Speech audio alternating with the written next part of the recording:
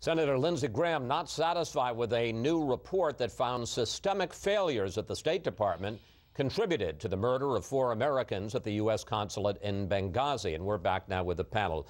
Well, this State Department investigation appointed by the State Department, found that state provided grossly inadequate security at the consulate in Benghazi, and it laid the blame at the assistant secretary level, not at the level of Secretary of State Clinton. But given that report, and given the fact that Susan Rice pulled her name out and is not going to be the next Secretary of State, Laura, is the Benghazi controversy effectively over? I don't think so. I think there are so many questions that were still left open, and a number of the senators addressed those this week after this report. We have gross negligence, but the culpability doesn't reach the secretary's office. Some of the information got to her, but not enough of the information. And then Hillary Clinton suffers from the immaculate concussion 2 weeks ago, where she falls, and I hope she's okay, but she doesn't show up to testify, and maybe she'll testify in January. It all just seems a little bit too convenient. And again, who knows if it's like a tree falls in the forest? No one's there to see it. Did it really happen? But so people just think this seems bizarre. And look, Hillary Clinton could answer probably a lot of questions on camera. She could do a full press conference, even if she didn't go to the Hill to testify.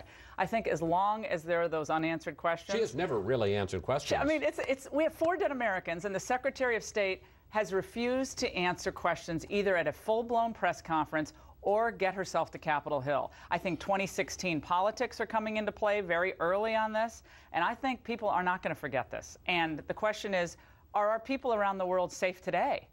Are they? And what about the criminal investigation into the people responsible? Why did the FBI take several weeks to get onto the site at Benghazi? Why were reporters finding journals of the ambassador, but we still don't know what the ambassador actually really thought or said about the security risks? Juan, you just heard the clip of Lindsey Graham saying that he wants to ask Secretary Clinton the what did you know and when did you know it questions, and she is reportedly going to testify in January. Is this controversy dead, or do you think it still has some legs? Controversy is dead, has been dead and over for a long time. I think there are people who want to perpetuate it, but the fact is, if you look at the report, it says there's no cover-up, no lies. It was politicized in the midst of the campaign. With regard to Hillary Clinton, there's no indication that she saw any of these reports. In the report, it talks about, did it get to the 7th floor? That's not clear from the report. But nobody's indicating that Secretary Clinton had some operative decision-making role here that led to this calamity. Nobody's saying that. So, she may say she saw some of it, but it's not determinative.